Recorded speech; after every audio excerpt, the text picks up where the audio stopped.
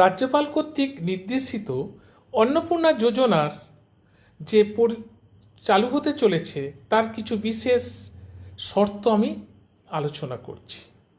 বয়স হতে হবে মহিলাদের 25 থেকে 60 বছর, কোনো সরকারি কেন্দ্র বা রাজ্যে স্থায়ী কর্মচারী হওয়া চলবে না, পেনশনভোগীরা এই আওতার মধ্যে পড়বে না।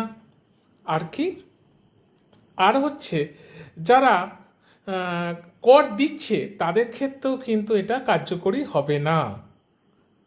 এটা 1 জুন থেকে চালু হচ্ছে। অনলাইনে ফর্ম ফিল আপ করতে হবে এবং এই সংশ্লিষ্ট বিষয়গুলো দেখাশোনা করবে সংশ্লিষ্ট কর্মচারীরা, এই ব্যাপারে ভেরিফিকেশন করবে। এছাড়াও যারা ট্রাইব্যুনালে রয়েছে তারাও কিন্তু এই ফর্ম ফিল আপের আওতায় থাকবে না, এবং যারা লক্ষ্মী ভাণ্ডার পেয়ে আসছিল এবং তাদের মধ্যে যারা মৃত, স্থানান্তরিত এবং এসআইআরে যারা বাদ গেছে তারা এই আওতার মধ্যে পড়বে না।